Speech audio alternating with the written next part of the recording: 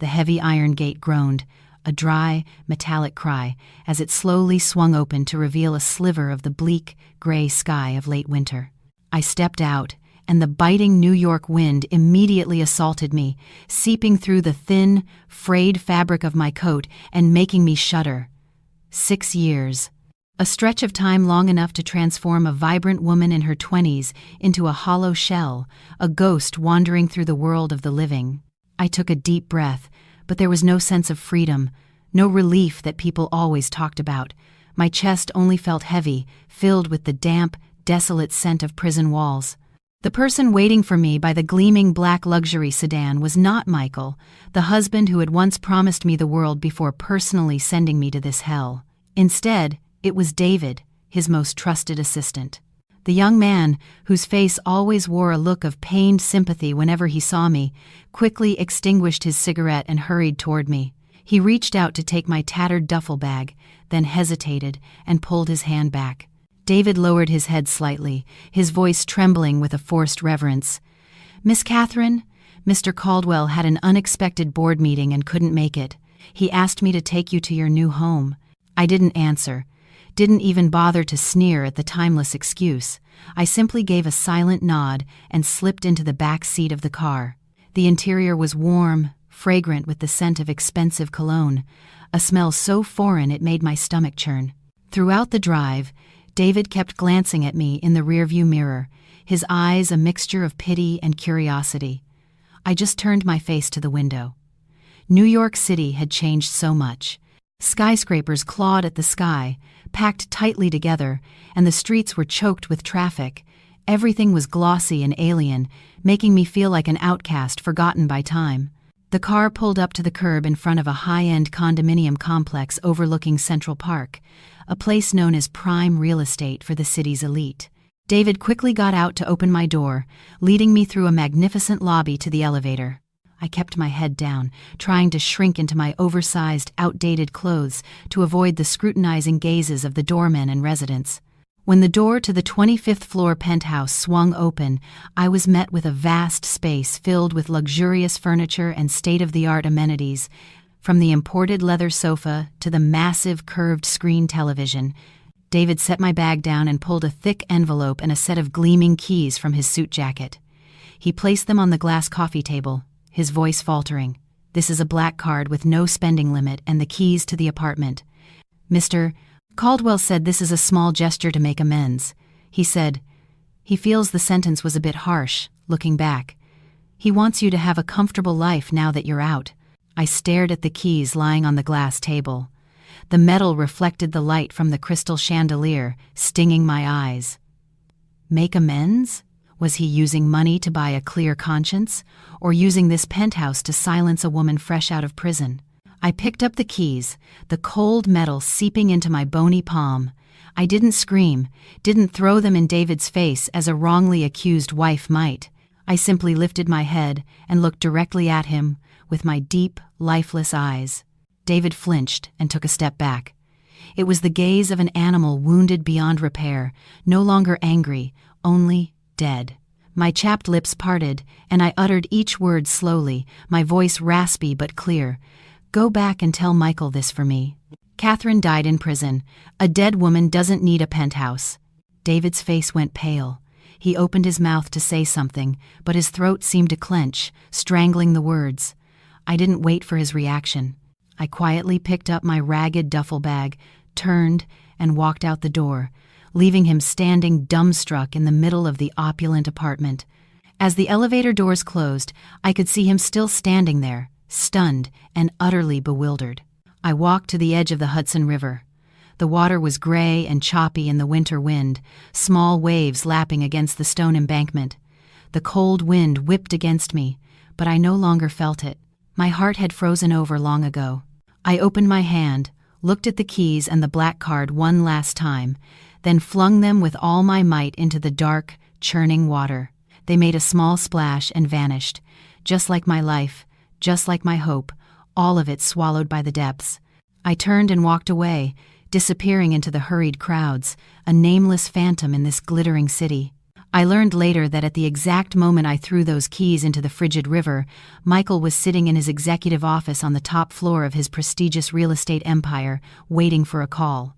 He sat in his powerful leather chair, a half-smoked cigarette between his fingers, his eyes fixed on the phone on his desk. In his arrogant mind, he probably believed I would call, either to thank him profusely for his expensive gift or to scream curses at him to vent 6 years of pent-up rage. Either reaction would prove I still had feelings, that I was still human, and most importantly, that I was still under his control. But his waiting was met only with a chilling silence. The phone remained as lifeless as a brick. The office door burst open, and David walked in, his face drained of all color, beads of cold sweat on his forehead, despite the warm office temperature. Michael frowned and stubbed out his cigarette, his deep voice resonating with authority. "Where is she? Did she take the keys? Why hasn't she called me?" David swallowed hard, his voice trembling as he relayed my exact words, not daring to omit a single one. She didn't accept them. "She told me to tell you that Catherine died in prison. A dead woman doesn't need a house." Michael froze, the pen in his hand stopping midair.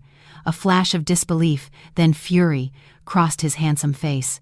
He shot up from his chair, the cigarette falling from his hand and scorching a patch of the expensive carpet unnoticed.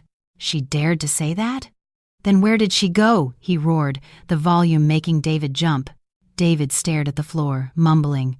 "She threw everything into the Hudson River and left. I couldn't keep up with her. She vanished as if into thin air." Michael slammed his fist on the desk, the sound echoing through the vast room. He couldn't believe that the woman who had once loved him enough to sacrifice her youth, who had knelt and begged him to believe her, could now be so cold, so final. His pride, the pride of a successful man, was wounded. He immediately ordered his men to find me, but I was like a grain of sand lost in a vast ocean, leaving no trace behind. My disappearance became a sharp thorn in Michael's side, planting a seed of unease within him, a vague anxiety he couldn't name.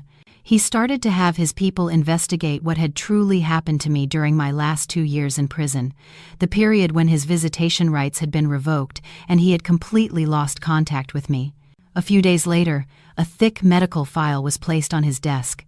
The dry, clinical words inside were like knives twisting in his soul. Michael's hands trembled as he turned each page. He had always thought my suicide attempt 2 years prior was a sign of weakness, a desperate ploy to win his pity. But the raw truth laid bare in the file was 100,000 times more brutal than anything he could have imagined. It turned out I hadn't wanted to die over a broken heart.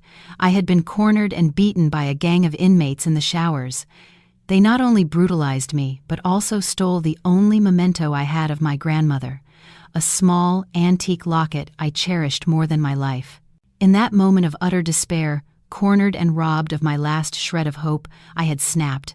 I lunged at them, biting and clawing like a feral animal. I sank my teeth into the ringleader's ear, tearing off a bloody piece of flesh. The horrific brawl landed me in solitary confinement for a month. No light, no human contact, only suffocating darkness and loneliness. It was during that hellish period that my spirit completely shattered. I descended into a severe depression, developed post-traumatic stress disorder, and gradually lost the ability to speak. Michael dropped the file. He collapsed into his chair, his eyes staring blankly into space. For the first time in 6 years, a cold fear crept into every cell of his body. He realized that the wife he had always considered weak and submissive had truly died on that fateful night. What had returned was merely an empty vessel, carrying psychological wounds that could never be healed. And the one who had caused all of it was none other than himself, the man who had mercilessly thrown me into a lion's den because he had believed the lies of his mistress. Michael clutched his head. In the vast, cold, luxurious office, his ragged breath sounded like a lament for a love he had destroyed with his own hands. 6 months passed since I had thrown the keys into the river. My life was like a dry leaf, swept by the wind into the darkest corners of the city. I didn't dare use my real name or take any job that required an ID, always haunted by the fear that Michael would find me. I lived in a damp, squalid room in a tenement building, collecting cans and bottles during the day and taking odd cleaning jobs at construction sites or office buildings at night, anything to earn enough for a pack of instant noodles to get through the day. Today, I'd been hired to clean a newly constructed office building, still in its raw phase. The developer was scheduled for an inspection, so the foreman was pushing us to scrub the main lobby spotless. I pulled on a pair of oversized, paint-splattered coveralls and a beanie that covered half of my gaunt face and my hair, which I'd chopped short like a man's. Holding a high-pressure water hose, I kept my head down, meticulously blasting away every speck of dried mud from the concrete floor. The loud hum of the pump helped drown out the gnawing hunger in my stomach. As I worked, the sharp, rhythmic sound of leather shoes striking the floor grew closer, accompanied by the murmurs of a crowd. I instinctively shuffled to the side, my head still lowered, planning to wait for them to pass. But the pair of polished dress shoes stopped directly in front of my water hose, blocking my path. I glanced up. My eyes met a pair of perfectly creased, expensive trousers that radiated a kind of power and wealth people like me could only ever observe from a great distance. "Hey, you! Get out of the way for the boss!" the site manager yelled. But before I could move, a deep, familiar voice that made my heart stop said, "Wait." The man took a step forward and bent down, trying to see the dirt-streaked face hidden under my beanie. I panicked, my whole body trembling. I wanted to turn and run, but my feet felt cemented to the wet floor. It was Michael. He was still handsome, still the elegant, arrogant CEO, but the look in his eyes as he stared at me was one of utter shock and disbelief. He whispered, his voice cracking with emotion, "Katie, is that you?" I bit my lip so hard I tasted blood, trying to hold back the sob rising in my throat. I shook my head frantically, trying to back away, but Michael was faster. He lunged forward and grabbed my wrist so thin it was just skin and bone. His hand was warm, but to me, it felt like a red-hot iron clamp, bringing back painful memories of being restrained, of being interrogated in prison. "You've hidden yourself well," Michael cried out, his voice lost in the whistling wind of the construction site. "Look at you. Do you even look human anymore? Why did it come to this?" His touch, his breath, it was all a spark to the powder keg of emotions I had suppressed for so long. Utter terror morphed into the frenzied resistance of a cornered animal. I didn't say a word, didn't explain or beg. I tried to yank my arm away, but his grip was too strong. In a blind panic, I aimed the high-pressure hose in my hand directly at him. Whoosh! A powerful jet of frigid water slammed into his expensive suit, his handsome face, his entire arrogant demeanor. The crowd gasped in horror. A few security guards started to rush me, but Michael raised a hand to stop them.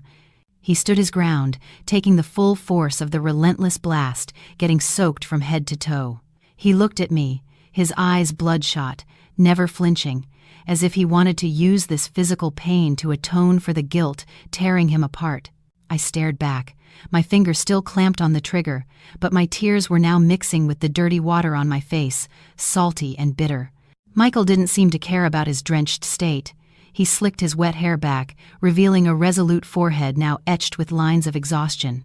He signaled to the stunned guards, his voice regaining its cold command, but his gaze on me remained heavy with an indescribable sorrow.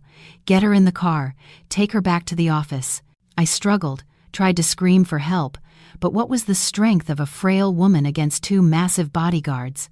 They dragged me away like a sack of trash and pushed me into the waiting luxury car. Inside the confined space, the smell of leather mixed with the musty odor of my clothes created a bizarre scent that made me shrink further into the corner of the seat. Back at the CEO's office, Michael didn't change his wet clothes. He tossed me a clean towel and sat in the chair opposite me, water still dripping from his suit onto the polished floor. He didn't seem to notice. He studied me with a look of helplessness, then pushed a thick file across the desk toward me. I glanced at the cover. Proposal for the East Hampton Ecological Resort Project, accompanied by a map of a familiar coastal area. My heart pounded. That was the community cemetery in my hometown, the place where my grandmother was buried. I looked up at Michael, my eyes filled with alarm and fear. Michael slowly opened the file and pointed to a red dot on the map. His voice was low, but each word was a nail hammered into my soul. This is your grandmother's grave, isn't it? This plot of land is right in the center of the resort's development plan. According to the zoning permits, the entire cemetery has to be relocated. I trembled, my hands clutching the ragged hem of my shirt. My grandmother was my only family, my reason for living, my entire world. I was in prison when she died, unable to even attend her funeral. It was the greatest pain of my life. And now, even her final resting place was to be disturbed? I stared at Michael, my voice raw with anguish. What do you want? What do you want from me? Michael leaned back in his chair, his eyes turning sharp and calculating. The compassionate look from before had vanished, replaced by the shrewdness of a seasoned businessman. I know you hate me. You won't take my money. But what about your grandmother? If you don't agree, I'll follow standard procedure. We'll have the remains moved to an unmarked mass cremation facility. You'll never be able to find her ashes. I was frozen. A mass cremation? My grandmother, who had toiled her entire life, would suffer such an anonymous, lonely end? Michael knew my weakest point. He knew I could endure any humiliation, any beating, but I couldn't bear for my grandmother's peace to be disturbed. He was cruel, so cruel it sent a chill down my spine. He pushed another paper toward me. It was an employment contract. Sign this. Work for me for 5 years as an archival clerk. Consider it you paying off your old debts and medical bills with your labor. In return, I'll ensure your grandmother's grave remains untouched. I'll even have it properly maintained and landscaped. After 5 years, the contract is up. You can go wherever you want. I won't stop you. I picked up the pen, my hand shaking violently. 5 years. Not as long as the 6 I'd spent in prison, but it was a new kind of spiritual confinement. I looked at Michael, the man I had once loved with all my heart, now so foreign and terrifying. But the image of my grandmother's simple, grass-covered grave filled my mind, urging me to submit. I clenched my jaw and signed my name. It felt as if I had just sold my soul to the devil for a second time, not for money, but for the peaceful rest of the dead. Michael took the contract, a faint, unreadable smile on his lips, but I saw a flicker of suppressed pain in his eyes. Good, he said. Starting tomorrow, you'll move into my villa. Don't overthink it. It's just more convenient for work. Michael's villa was an isolated estate on a small hill, shrouded by dense, ancient trees, exuding a somber and chilling atmosphere. David drove me there at dusk, as the blood-red sunset was being swallowed by the night. The heavy iron gates opened, and I stepped into the vast but empty grounds, feeling as though I were entering a more luxurious prison, one without bars, but that caged a person with loneliness. Michael had already hired an elderly housekeeper, Mrs. Davis, and a private doctor to be on call. He seemed to think that material comfort and being waited on hand and foot could compensate for my years of hunger and misery in prison. Mrs. Davis looked at me with pity as she led me to the largest bedroom on the second floor. It had a soft, king-sized bed with white silk sheets, intricately embroidered curtains, and a balcony overlooking a flower garden. "You get some rest, dear. Just call if you need anything," she said before quietly closing the door, leaving me alone in the opulent but alien space. I stood in the middle of the room, looking at the pristine white bed, and goosebumps broke out on my skin. It was too soft, too clean, so clean it reminded me of the fake comfort rooms in prison, set up to deceive inspection committees while we slept packed together on the cold, filthy concrete floor. This comfort was a trap. I was afraid that if I lay down, I would sink into a sleep from which I would never wake, or wake to find myself strapped to an operating table, my organs being harvested one by one. Night fell, enveloping the villa in darkness. The silence was so profound that the chirping of crickets outside sounded deafening. I didn't dare turn off the lights, leaving the room glaringly bright. I didn't dare climb onto the bed. Instead, I pulled a thin blanket onto the hard wooden floor in the corner, nearest the door. Only here, with my back pressed against the unyielding surface, did I feel a fragile sense of security. It was a feeling reminiscent of my nights huddled in the solitary confinement cell, a place whose memory was seared into my soul. I curled up like a shrimp, my arms wrapped tightly around my head, trying to lull myself to sleep. But as soon as I closed my eyes, the horrific nightmares returned. I saw the inmates surrounding me, saw the blood, saw my grandmother's locket being smashed to pieces. I screamed, but no one heard. I saw Michael watching me coldly before turning his back and walking away. I jolted awake, drenched in sweat, my heart hammering against my ribs. I scrambled up, pressing myself into the corner of the wall, muttering nonsensical words as tears streamed down my face. Outside, on his own balcony, Michael stood silently, the ember of his cigarette glowing in the darkness. He was staring at a tablet displaying the feed from the security camera in my room. He saw me sleeping on the floor, saw me twitching and thrashing in my sleep, saw me sobbing and begging an invisible tormentor for mercy. A sharp pain seized his heart. For the first time in his life, this powerful man who could command storms felt fear. He was afraid of my brokenness, afraid of the ghost of the past that he had helped create, now gnawing away at what little life I had left. He wanted to run to me, to hold me, to apologize, but his feet felt like they were cast in lead. He knew his presence right now would only send me into a deeper panic. The next morning, David drove me to the corporate headquarters to start my new job. I wore the office uniform Michael had prepared, a white blouse and a black skirt, but on my emaciated frame, it hung like clothes on a scarecrow. As I entered the grand lobby, I felt dozens of eyes on me. Whispers erupted like a disturbed beehive. I heard the new archivist used to be a janitor. The CEO just brought her in out of nowhere, probably some old flame he decided to rescue. A woman with heavy makeup whispered to her colleague, just loud enough for me to hear. "Look at her. She looks like an addict. What does the boss see in her? Or maybe she's got some dirt on him," another sneered. I kept my head down, pretending not to hear, and followed David into the elevator. I was assigned to the records department, a room in the basement that few people visited, thick with the smell of old paper. My job was to sort and organize documents from decades past, a monotonous and isolating task, exactly what Michael intended, to keep me from interacting with too many people. I worked like a machine, never speaking, never making eye contact. If anyone asked me a question, I would only nod or shake my head. Soon, everyone in the company started calling me the mute. I didn't care. My world was now silence. Michael had told the department head not to give me any strenuous tasks, but I didn't want that. I threw myself into the heaviest work. Whenever a new shipment of document boxes arrived, instead of waiting for the mail staff, I would haul the heavy cartons myself. I gritted my teeth, the veins bulging on my thin arms, sweat soaking my blouse. With every strained muscle, with every jolt of pain in my spine, I felt a strange satisfaction. Physical pain helped me forget the emotional agony tearing me apart. It helped me feel that I was still alive, even if it was just the wretched existence of a worm.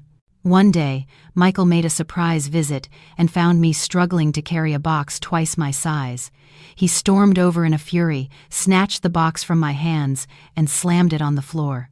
"What do you think you're doing?" he yelled, his face red with anger. "Did I hire you to be a manual laborer? Why won't you listen to me?" I stood there, panting, sweat plastering my hair to my forehead. I looked up at him, my expression strangely calm, without fear or resentment. I pulled a small notepad from my pocket, scribbled a few words, and held it out to him. "I am a debtor. A debtor must work to repay her debt. Don't pity me. Your pity makes me sick." Michael took the note, his hand trembling. He glared at me, his eyes burning as if he wanted to devour me whole, but then his shoulders slumped in defeat. He understood. I was using my own cruelty to punish both him and myself. He turned and walked away, his footsteps heavy and tormented, leaving me alone in the cold warehouse. I bent down, picked up the box, and continued my silent, plodding work. The days in the basement archive passed in suffocating silence. I thought I could remain an invisible ghost, hidden among dusty shelves, safe from the glittering, cruel world above. But that fragile peace didn't last. One rainy afternoon, the archive door swung open, and the sharp, arrogant click of high heels echoed on the concrete floor. The visitor was Jessica, Michael's fiancée. I'd seen her in magazines, the beautiful, elegant, and powerful daughter of a prominent politician. Jessica wore a form-fitting designer dress and had a fur wrap draped over her shoulders. Her strong perfume overwhelmed the musty scent of old paper. She stood there, radiant as a swan in a flock of ugly ducklings, her sharp eyes scanning the shabby room before landing on me. I was sitting on the floor sorting files, my hands stained with ink. I glanced up at her, then immediately looked back down at my work, treating her as if she weren't there. My indifference seemed to enrage her. She strode closer, her heels clicking like tiny hammers against my eardrums. She stood over me, her shadow casting me in darkness. Her voice was sweet but laced with scorn. "I heard Michael hired a special new employee. So it's you." "Long time no see, Catherine. You look terrible." I remained silent, my hands continuing to methodically stack papers. I had learned a hard lesson in prison. Silence is the best shield. When you don't react, the bully gets bored. But Jessica was not like the prison thugs. She was more venomous, more arrogant. Seeing my lack of response, she smirked. Holding a steaming cup of coffee, she pretended to stumble. "Oops," she cried theatrically, as the hot, dark liquid spilled all over my thin arm, seeping into the old, raised scars. The burn was sharp, like salt being rubbed into a wound. I flinched and pulled my arm back, but I didn't make a sound. I looked up at her, my eyes empty and vacant. Jessica dabbed at her hand with a napkin, her voice dripping with contempt. "Oh, I am so sorry. The floor is so dirty, I must have slipped. But I'm sure skin that tough won't blister, right? A convict's skin is thicker than a rhino's hide, after all." Without a word, I stood up and retrieved an old rag from the corner. I knelt and slowly wiped the coffee from the floor, my rag brushing against the toe of her expensive shoe when she didn't move. My submissiveness, so absolute it was a form of defiance, stunned her. She had expected tears, anger, a retort, but I treated her like she was nothing, a meaningless speck of dust. My silence became the sharpest weapon, a greater insult to her pride than any curse. Furious, Jessica stomped her foot, spun around, and stormed out, leaving me alone with the angry red burn on my arm that was already starting to swell. The next day at lunch, while everyone else headed to the cafeteria, I stayed behind as usual to eat the dry sandwich I had brought. But today, Michael appeared at the archive door, his tailored suit a stark contrast to the cramped space. His eyes flickered to the red mark on my arm, and he frowned slightly but asked no questions. He just said curtly, "Come to the cafeteria. I won't have people saying I mistreat my employees." I was about to refuse, but his determined expression told me I had no choice. I followed him silently, keeping as much distance as I could. The company cafeteria was loud and bustling, and the thick smell of food made my stomach clench. Michael chose a table in a secluded corner. He got me a tray laden with meat, fish, and, most notably, a steaming bowl of rich beef stew. "Eat," Michael said, pushing the tray toward me. His tone was a command, but there was a hint of expectation in it. "You're too thin. You need to get your strength back." I looked at the greasy stew, the chunks of meat swimming in the thick, oily broth. The heavy smell of beef hit me, awakening the most horrific memories from prison, memories I had tried to bury deep. I had once been forced by my cellmates to eat leftover slop mixed with dish soap and filth from the toilets. They called it stew and made me swallow every last bite or face a savage beating. That rancid, sour smell haunted my nightmares, and my body had developed a visceral rejection of rich, oily foods. I covered my mouth as a wave of nausea rose in my throat. My face turned pale, and a cold sweat broke out. I shook my head violently, pushing the tray away. Seeing this, Michael's face darkened. He thought I was being difficult, intentionally defying his gesture of kindness. He slammed his hand on the table. "Eat it, now! Are you trying to starve yourself to death just to spite me? I won't allow it!" His shout made everyone turn and stare. I panicked, my hands and feet trembling. Michael picked up a spoon, scooped up a piece of meat and broth, and pushed it toward my mouth, trying to force me to open it. The smell of the meat right under my nose was the final straw. I couldn't hold it back any longer. I violently slapped his hand away and began to vomit uncontrollably, right there at the table. The acidic bile from my stomach spewed onto the floor, onto Michael's clothes. I heaved until I was empty, my body convulsing in pain. Michael was frozen, the spoon clattering to the floor. David rushed over and whispered something in his ear about the eating disorder the doctor had warned him about. Michael's expression shifted from anger to horror, then to profound regret. He reached out to help me up, his voice trembling. "Katie, I didn't know." I pushed his hand away and staggered to my feet, wiping my mouth with my sleeve. I looked at him with bloodshot, exhausted eyes. My voice was a hoarse whisper, like wind whistling through a rotten doorframe. "Who are you putting on this show for? Your kindness is more terrifying than a beating in prison." With that, I stumbled away, leaving Michael standing alone amidst the mess, surrounded by curious stares and the deafening silence of his own conscience. News that I was working at the company reached Michael's mother, Mrs. Caldwell, with astonishing speed, likely from Jessica or the office gossips. The sharp, formidable woman who had tormented me years ago stormed into the company the very next morning. She didn't go to the CEO's office. She marched straight down to the basement archive, ready for a fight. The door was thrown open with violent force. Mrs. Caldwell stood there, clutching a designer handbag, a diamond-ringed finger pointing straight at my face. Her shrill voice echoed down the hall. "You little witch! You have the audacity to come back here and latch onto my son again? Haven't you ruined him enough? You jailbird, you bad omen! How long are you going to haunt my family?" I was holding a box cutter, preparing to tape up a carton. At the sound of her voice, my hand paused, but it didn't tremble. I looked up at her, the mother-in-law who had once forced me to scrub floors on my knees, who had kicked my bowl of rice onto the floor for the dog.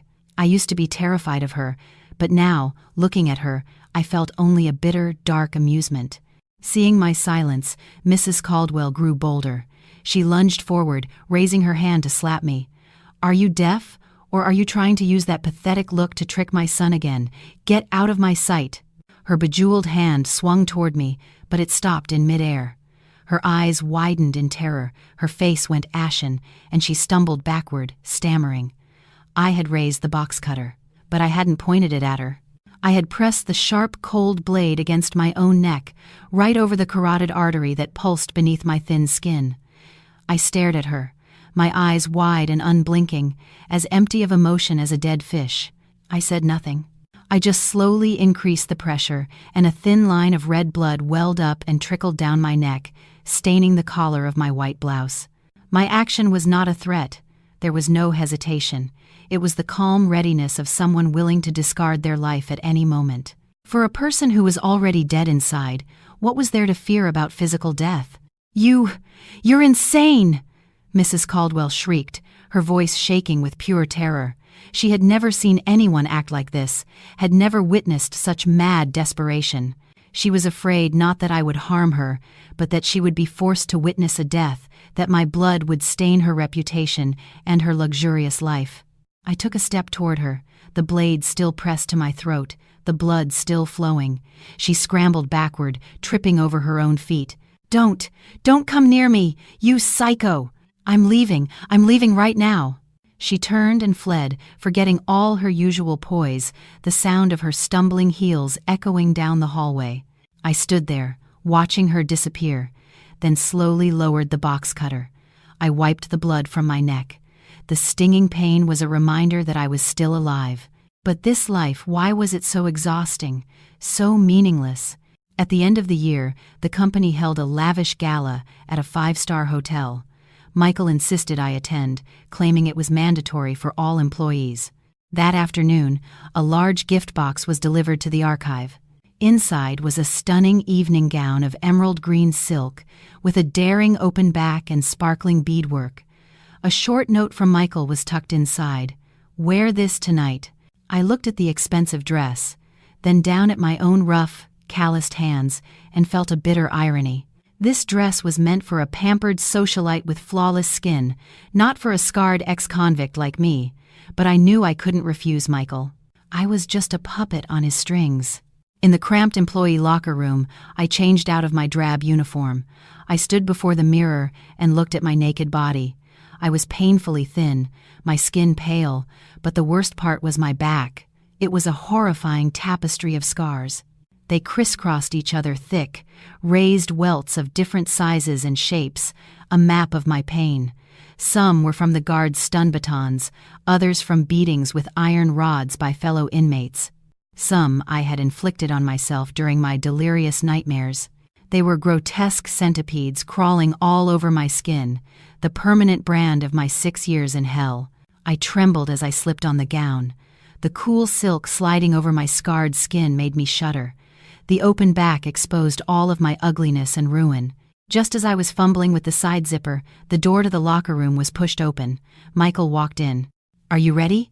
The car is—" He stopped, his words catching in his throat as he saw my reflection in the mirror. He froze, his eyes widening, his pupils constricting in horror. He stared, transfixed, at the gnarled scars, the puckered, discolored skin on my back. He had never imagined that the body of the wife he had once held could be so ravaged. The raw truth, more brutal than any description in a medical file, hit him with the force of a physical blow. "Katie, you're back," he breathed, his voice a ragged, trembling whisper. He took an involuntary step forward, raising a shaking hand as if to touch the scars, to confirm if they were real or just a nightmare. The moment his fingertips brushed against my ruined skin, it was like an electric shock. The terrifying memories of the beatings flooded back. I let out a piercing scream, shoved his hand away, and scrambled into the corner, wrapping my arms around my head. "Don't hit me! Don't hit me anymore! I gave you the locket! I gave you everything! Please, stop hitting me!" I shrieked, tears streaming down my face as my body convulsed. In that moment, I didn't see Michael. I saw the snarling faces of the inmates, the iron rods swinging through the air. Michael stood paralyzed, his hands suspended in midair, empty and cold. He watched me cowering like a wounded animal begging for its life, and his heart felt like it was being crushed into 1,000 pieces. "What have I done?" he thought. "What kind of hell did I put the woman I love through?" The warmly lit locker room suddenly felt colder and more desolate than a tomb. After my breakdown, I was still forced to go to the gala. Michael was afraid to leave me alone, terrified of what I might do. I hid behind a large pillar, the expensive, open-backed gown feeling like a shroud wrapped around my broken body. The glittering chandeliers, the clinking of glasses, the hum of high society chatter, it all made me dizzy and sick. This world wasn't for me. I was a sewer rat dragged into the light, naked and filthy. Just as I was about to slip away to the restroom, a sharp voice called out, so familiar it sent an icy chill down my spine. "Well, look who it is. If it isn't Catherine, the woman who pushed me down and caused my miscarriage all those years ago." I turned. The woman before me wore a fiery red dress. Her makeup was perfect, and a diamond necklace sparkled at her throat. It was Emily. 6 years hadn't changed her, except to make her look sharper, more cunning. I heard she was now married to one of Michael's major business partners. Emily's eyes raked over me, lingering on my gaunt face and calloused hands before settling into a triumphant smirk, the smile of a winner looking down on her vanquished foe. I tried to walk away, but she blocked my path, cornering me against a wall. Under the cover of the loud music, she whispered in my ear, her breath thick with the smell of wine. "What's the matter? Surprised to see me? Or are you just regretting those 6 wasted years in prison for nothing?" I lifted my head and met her gaze, my eyes hollow and empty. This seemed to amuse her even more. She leaned in closer, her voice dropping to a conspiratorial, venomous whisper.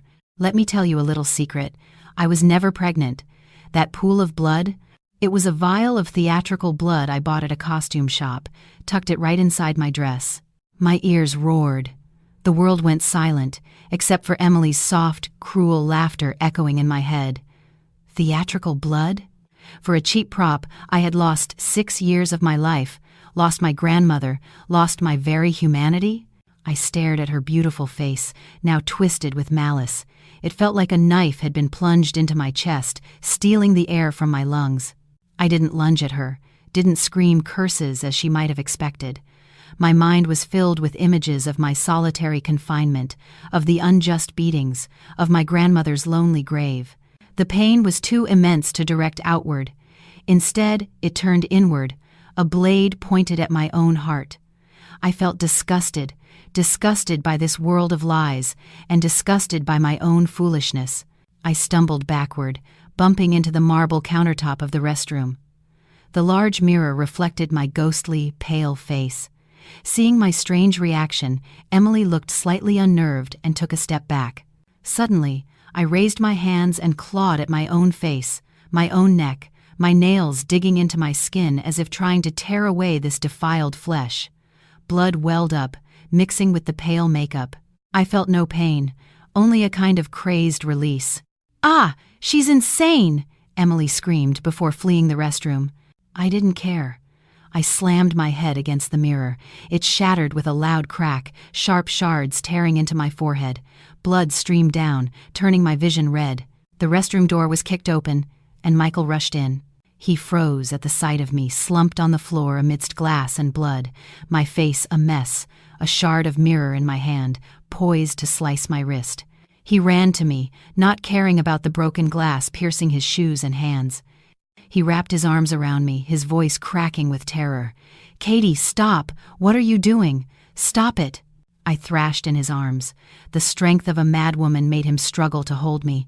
I screamed, a gut-wrenching sound that was not human but the cry of a dying animal. "I didn't kill anyone. I didn't push her. Give her back her baby, just don't lock me in the dark again. Grandma! Grandma, help me!" Michael swept me into his arms and ran, ignoring the horrified stares of the gala guests. My blood soaked his white shirt, hot and metallic. In my delirium, I clutched at his shirt, my nails digging into his skin, my eyes rolling back in their sockets. Michael ran and wept, the powerful man's tears mingling with the blood on my face. Hearing my delirious words, he began to dimly realize that a horrifying truth had been buried for 6 long years. I woke up in a sterile white room that reeked of antiseptic. My arms and legs were strapped to the bed to prevent me from harming myself. A doctor stood nearby, shaking his head wearily as he spoke to Michael. "The patient is suffering from severe depression and acute psychosis. She exhibits strong self-destructive tendencies. The wounds on her body indicate this is not the first time." Michael leaned against the wall in the corner, his face looking 10 years older overnight. He looked at my still form on the bed, then turned as David entered with a file. David didn't dare meet his eyes. He placed the file on a table, his voice shaking. "Mr. Caldwell, as you instructed, I had our team investigate all of Miss Emily's medical records from 6 years ago. The results are what you suspected." Michael lunged for the file, ripping through the pages with trembling hands. The words, the official stamps, the witness statements, they all slowly came together, painting a picture of brutal truth. The doctor who had signed the miscarriage certificate was Emily's distant cousin, who had received a large sum of money to falsify the documents. The ultrasound image was also a fake, taken from another patient. It had all been a perfectly orchestrated play. There was no baby. There was no crime. There was only an innocent wife, sent to prison by her own husband for 6 years to suffer untold torments. Michael dropped the file. The papers scattered across the floor like mournful white butterflies. He staggered backward and collapsed to his knees on the cold tile. "What have I done? Oh God, what have I done?" He clutched his head, his fingers tangling in his messy hair. He began to laugh, a wild, broken sound full of agony. He had personally destroyed the woman who loved him most in the world, all to protect a viper. My 6 years of youth, my grandmother's life, my honor and dignity, all of it buried by his own stupidity and blindness. In the quiet hospital room, the only sounds were the steady beep of the heart monitor and the choked sobs of a man being torn apart by his conscience. Michael looked up at me, his eyes filled with despair.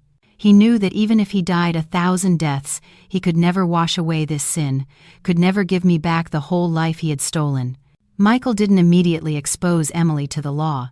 He decided that prison or death was too easy an escape.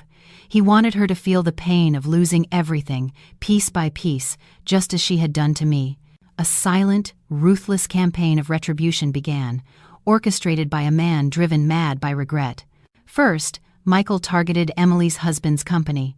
Using his power and vast network, he systematically blocked their deals, cut off their funding, and leaked evidence of tax fraud, pushing the company to the brink of bankruptcy. Emily's husband, once a successful entrepreneur, was now drowning in debt and took his frustrations out on his wife. I heard from David that Emily was living in a constant state of fear, beaten by her husband and hunted by creditors, her beauty faded, her arrogance gone. Next, Michael purged his own company. The employees who had taunted me in the cafeteria, the security guards who had snickered as I hauled heavy boxes, all were fired on the spot, without severance. He acted with swift, merciless precision, as if punishing others could quell the storm raging inside him. He also tried to compensate me with material things. He transferred an enormous sum of money into my account, signed over several prime properties to my name, and bought me the most expensive supplements and medicines. He hired the best psychologists from abroad to treat me. He stayed by my bedside day and night, feeding me spoonfuls of broth, gently cleaning my hands. But to me, all of it was meaningless. I continued to exist like a ghost, going to the office out of habit, then sitting by the window at night, staring into the darkness.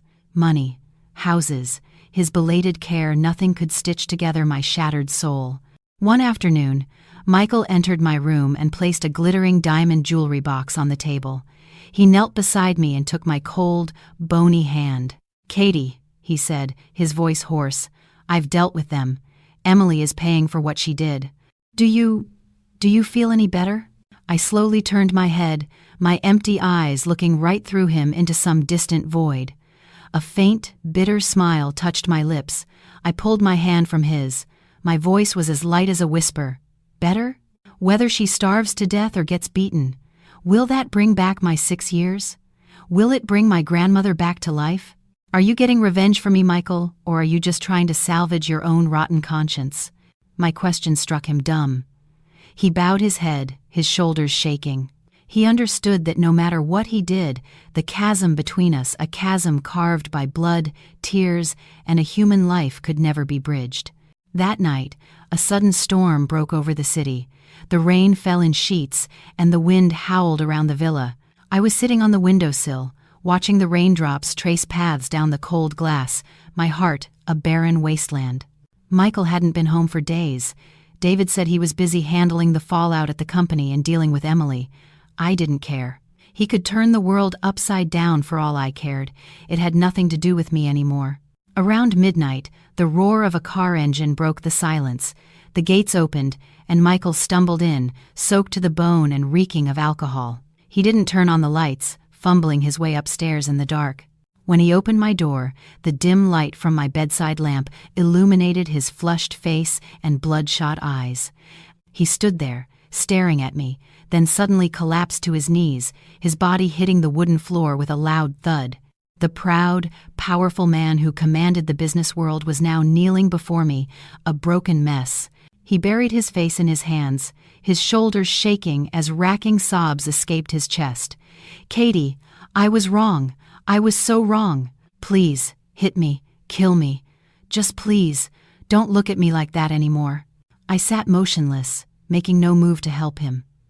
I watched him cry, watched him beat his own chest in self-flagellation.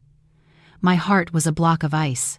I felt no satisfaction, no pity for my former husband. The truth had come too late. So late, it had lost all meaning. Michael looked up, his face a mess of tears.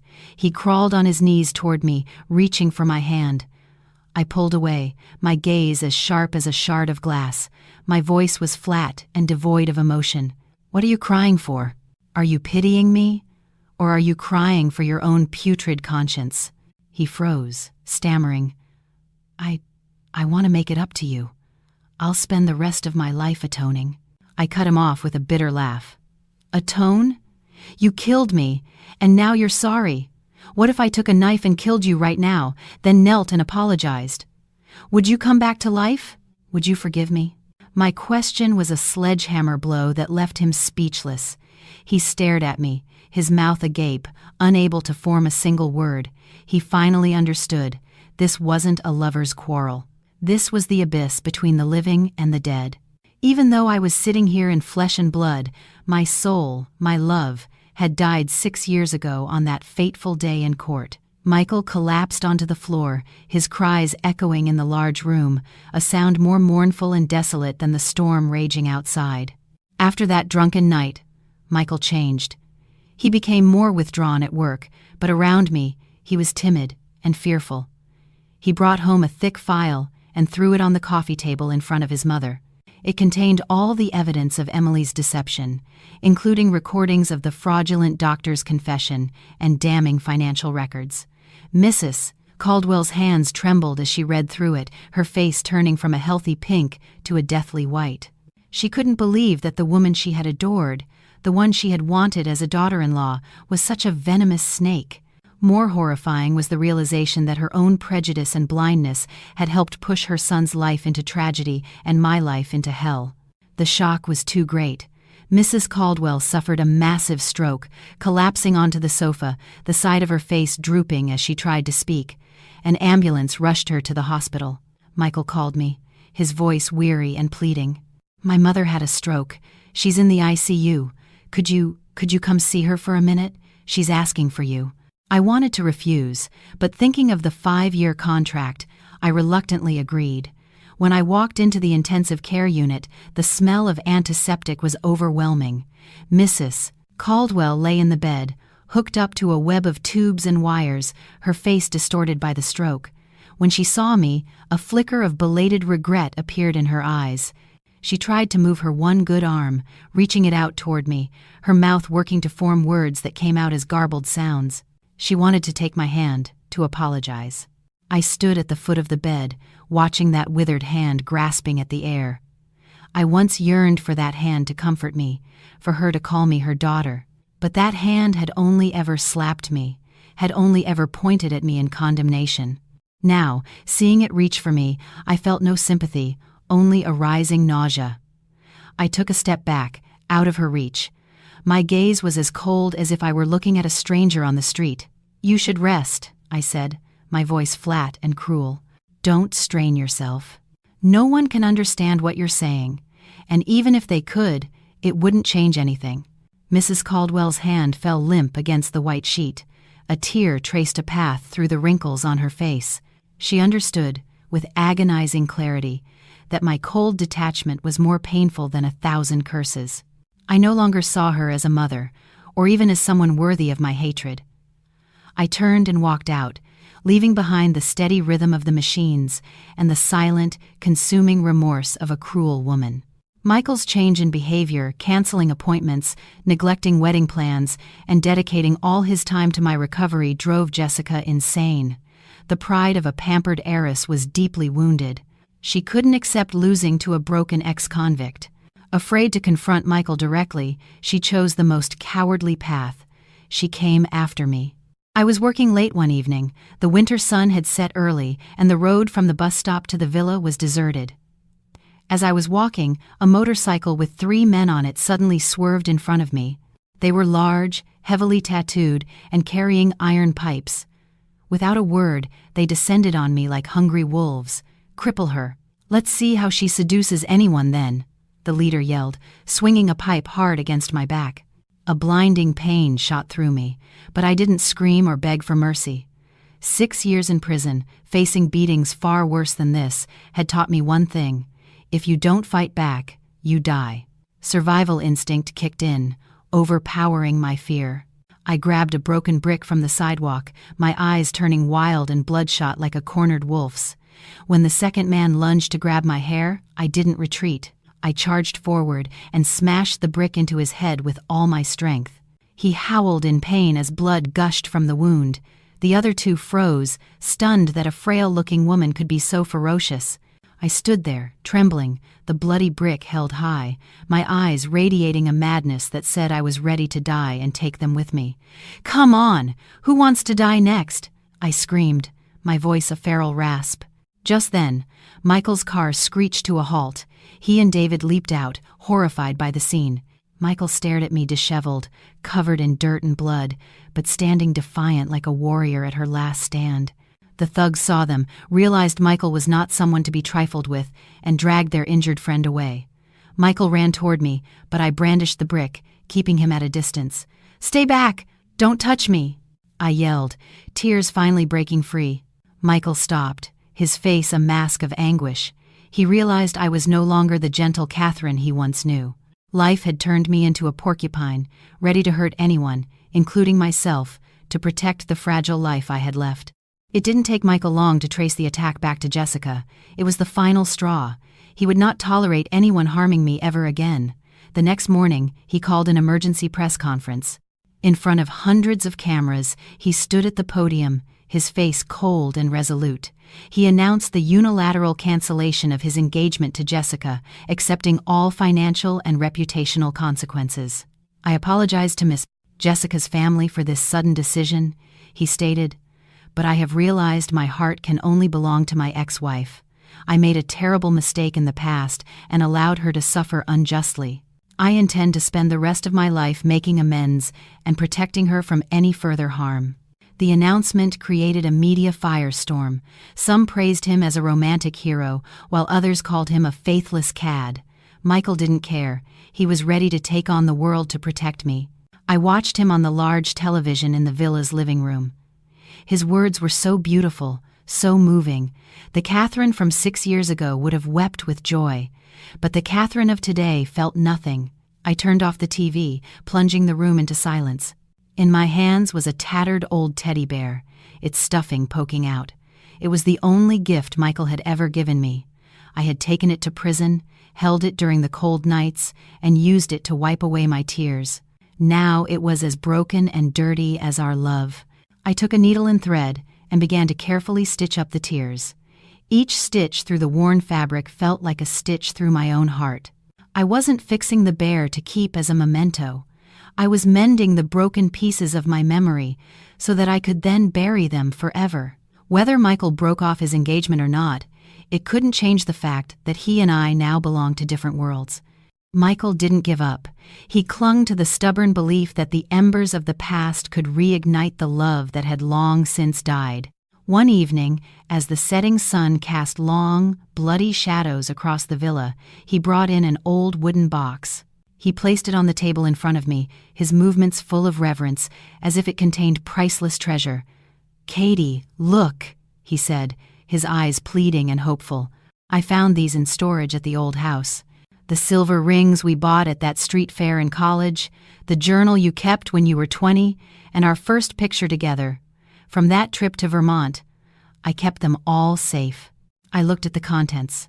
The cheap silver rings, now tarnished. The worn leather-bound journal. The photo of 2 young, smiling faces, radiant with happiness. These things were once my entire world, proof of a love I thought was eternal.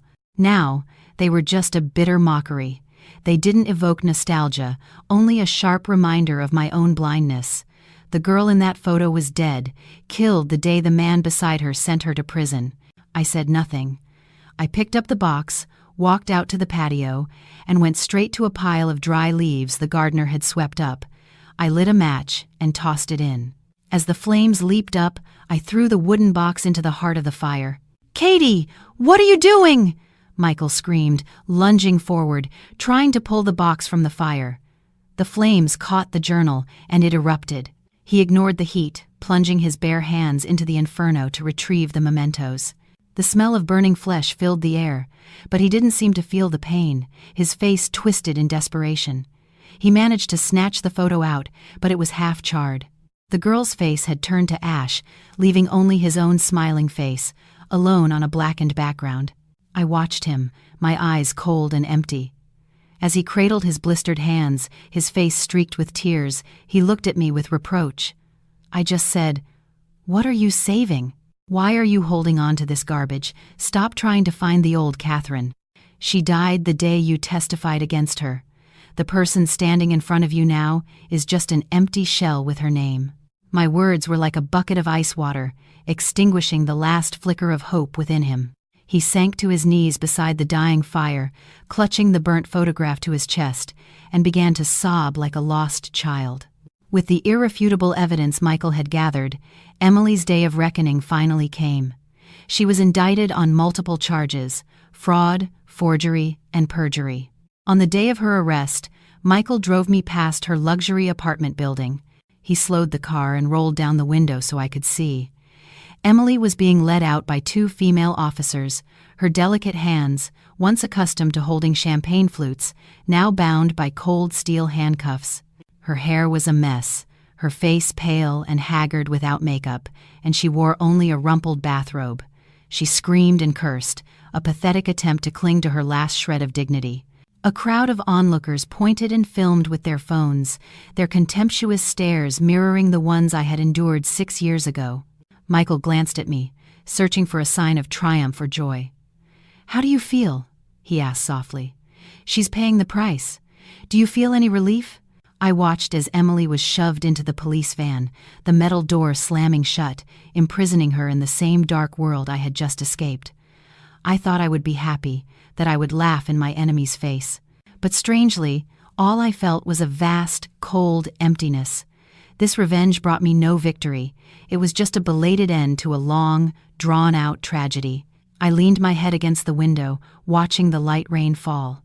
Happy? Whether she's in prison or dead, my 6 years won't come back. The scars on my back won't disappear. My grandmother won't be resurrected to have one last meal with me. Do you think her imprisonment is a gift for me? No. It's just the punishment she deserves. It has nothing to do with my pain. Michael was silent, his hands gripping the steering wheel so tightly his knuckles turned white. He understood that while justice could be served, the wounds of the soul could never be healed by any court. That night, the storm returned with a vengeance. Thunder shook the villa to its foundations, and lightning split the sky. The violent noises awakened the monster of fear deep within my subconscious. Every flash of lightning was the blinding beam of a guard's flashlight in my eyes. Every clap of thunder was the slam of a solitary confinement door. "No, don't lock me in. I didn't do anything wrong. Let me out," I screamed, scrambling around the room in a blind panic, crashing into furniture. Michael burst in and found me in the throes of a full-blown psychotic episode. He rushed to hold me. "Katie, calm down. It's me, Michael. You're home." But I didn't recognize him. In my delirium, he was a cruel prison guard. I fought him wildly, scratching and clawing. As he tried to hold me tighter to soothe me, I bit down hard on his shoulder. My teeth sank deep into his flesh, and the metallic taste of blood sent me into a greater frenzy. Michael cried out in pain but didn't let go. He gritted his teeth, stroking my hair and whispering apologies. I bit him until I was exhausted and went limp in his arms, my tears soaking his shirt as I mumbled for my mother, for my grandmother. But not once did I call his name. Michael held me, his heart being sliced to ribbons. He realized that in my world, he wasn't my husband or my savior. He was my nightmare. He held me all night, the blood from his wound drying on his clothes, a living statue of eternal regret. The next morning, the storm had passed. I woke up in my own bed. Michael was asleep in a chair beside me, his shirt stained with dried blood. The memory of the night flooded back. I looked at the wound on his shoulder without a shred of pity, only a bone-deep weariness. I knew that if I stayed here, we would both slowly perish in this private hell. When he woke, I looked him straight in the eye. "Michael," I said, my voice calm but firm, "let me go." He started to protest, but the look in my eyes silenced him. "Why are you keeping me here? To watch me go insane every night? To torture yourself? You want to make amends? The only way is to let me disappear from your life. Don't look for me. Let's pretend the old Catherine really did die. Just let me go find a quiet place to bury what's left of me." He bowed his head, his shoulders shaking. He knew I was right. Keeping me here was selfish, an attempt to soothe his own conscience, not for my happiness. After a long moment, he looked up, his eyes red. "All right," he whispered, his voice broken. "I'll let you go." He went to his safe and returned with a bank card and a savings passbook. "But you have to promise me you'll take this. It's not charity. It's the money from the sale of your grandmother's land. Take it, so I know you won't starve somewhere. If you don't take it, I won't let you leave." I wanted to refuse, but his desperate, pleading eyes made me relent. I would need money to get far away. "Fine," I said coolly. "I'll take it. Thank you." It was the price he owed for my 6 years in hell. For the first time in years, I went into the kitchen and tied on an apron. I cooked a simple meal, the kind of food we used to eat when we were poor and happy. Fried eggs, sautéed greens, and rice. The familiar sounds and smells filled the cold house. When Michael came home, he froze, staring at the hot meal on the table as if it were a mirage. "Sit down and eat," I said softly. He sat, his hands shaking as he picked up his fork. He took a bite of egg, and tears streamed down his face, splashing into his rice. He ate ravenously, sobbing, as if it were the most delicious meal of his life. It's just like it used to be," he choked out. You've forgiven me, haven't you?" I didn't answer. I just put another piece of meat on his plate. I had dissolved a mild sleeping pill in his soup, enough to give him a long, dreamless sleep. "Eat up, Michael," I thought. "You'll need your strength to face the loneliness that's coming." After he finished, he slumped over the table, fast asleep, with a contented smile on his face. I helped him to bed and tucked him in. I stood there for a long moment, looking at his face, which had aged so much. Then I went to my room and packed my single canvas bag. I left behind all the expensive clothes and jewelry, taking only a few old outfits, the stitched-up teddy bear, and the bank card. On the dresser, I left the keys and a note. "Thank you for the meal. We're even now. Goodbye." I slipped out of the house and into the silent night, leaving my entire painful past behind me. When Michael woke the next morning, the sun was streaming in. The memory of our dinner brought a smile to his face. He jumped out of bed and ran to my room. "Katie, time for breakfast!" But the room was empty, the bed neatly made and cold. On the dresser, he saw the keys and the note. 2 words stared up at him, a final, brutal judgment: "Goodbye." "No, Katie," he roared, crumbling the note in his fist. He searched the house, the grounds, but I was gone. This time, I was smarter. I didn't take a bus or a train that could be tracked. I walked to a highway and hitched a ride with a long-haul trucker heading south. I threw away my phone, severing my last tie to my old life. Michael searched frantically, hiring the best private investigators, offering his entire fortune as a reward. But I had vanished, using all the survival skills of a person who had once been pushed to the absolute edge. The villa became a tomb. Michael neglected his company and locked himself in my room, drinking himself into a stupor, screaming my name into the emptiness. He finally understood the price of his cruelty: eternal loneliness. After 3 days on the road, I arrived in a small town nestled deep in the Blue Ridge Mountains of North Carolina. The air was clean and cool. I rented a tiny wooden cabin in the middle of a sprawling coffee farm and started a new life under the name Grace. I worked as a farmhand, a grueling job from dawn till dusk. My hands grew rougher, but I found peace in the physical labor. Here, no one knew my past. The simple, kind locals judged me only by the amount of coffee I could pick. One day, I found an abandoned puppy by the side of the road. I took him home and named him Freedom. For the first time in years, I slept through the night without nightmares. The pain was still there, a scar that ached when the weather changed, but it no longer bled. I was learning to live with it. 2 years passed. Michael had pulled himself together and thrown himself into his work, making his company more successful than ever. But he was a changed man, cold, somber, a permanent sadness in his eyes. He never dated, living alone in the vast, empty villa. He used most of his personal fortune to create a legal aid foundation for wrongly convicted women. It was his silent penance. His mother, Mrs. Caldwell, survived her stroke but was left paralyzed and unable to speak. Michael cared for her physical needs meticulously but shrouded her in a chilling silence. For 2 years, he never spoke a word to her beyond curt inquiries about her health. His silence was her life sentence, a daily torment of regret for the family she had shattered. My peaceful life continued, quiet as the clouds over the mountains. I thought I had truly escaped until one fateful day. David was on a business trip, scouting potential coffee suppliers. He was wandering through the local farmer's market when he passed by me. I was wearing old work clothes, a bandana covering much of my sun-weathered face, selling some foraged mushrooms. He glanced at me, then stopped. Something about my posture, or perhaps the scarred, bony hands arranging the mushrooms, caught his eye. He backed away into a corner, pulled out his phone, zoomed in, and snapped a picture. He sent it immediately. Hundreds of miles away, Michael was in his office when his phone buzzed. He opened the message, and his world stopped. He stared at the image, his hand shaking so violently he almost dropped the phone. It was me. older, weathered, but unmistakably me. Tears streamed down his face. He canceled everything, ran from his office, and drove through the night like a man possessed. He arrived in my town at dusk and left his car at the bottom of the hill, walking up the muddy path to my cabin. He hid behind a large oak tree and watched. I was on my porch, mending a shirt. Freedom slept at my feet.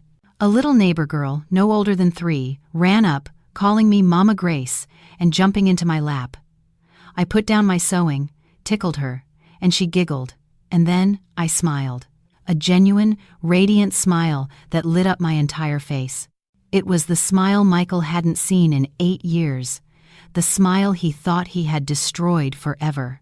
He stood frozen in the darkness, his heart aching. He saw the peace I had found, a simple, profound peace that all his money and power could never buy. He realized I had come back to life not because of his amends, but by getting away from him. He wanted to run to me, to hold me, to tell me he missed me to the point of madness, but his feet were rooted to the ground. He was afraid. He was afraid that his presence would extinguish that smile, replacing it with the old, familiar terror. He was the storm, and I could only find peace in its absence. He stood there all night, the cold dew soaking his clothes. Just before dawn, he knew he had to leave. He took a potted wild orchid he had bought at the market and quietly placed it on my doorstep. He looked at the closed door one last time. "Be well, Katie," he whispered to the wind, his voice breaking. He turned and walked away, not daring to look back, afraid his courage would fail him. When I opened my door that morning, the first thing I saw was the orchid, its vibrant purple blossoms trembling in the morning breeze. I looked around. The road was empty. But then I saw them. Deep footprints in the damp earth. The footprints of a man's expensive dress shoes. My heart skipped a beat. I knew who had been here. Only he knew I loved this flower. Only he would stand outside all night, too afraid to knock. Michael. He had found me. An old fear gripped me. My first instinct was to run again, but then I stopped. I looked at the orchid, then at the footprints leading away down the hill. He had come. He had seen me. And he had chosen to leave, to grant me the peace I so desperately craved. It meant he finally understood. He had finally let go. A great weight lifted from my soul. I didn't chase after him. I felt no anger. I bent down and picked up the orchid. I brought it inside and placed it on the windowsill, in the sunlight. The past was finally in the past. I didn't forgive Michael. Some wounds can never be erased, but I no longer carried the burden of hate. I made a cup of tea and sat by the window, watching the clouds drift over the mountaintops. Life, like tea, is often bitter at first, but can leave a sweet aftertaste. I smiled, a quiet, peaceful smile. Somewhere far away, Michael was driving back to his world. And I was staying in mine, free and at peace, at last.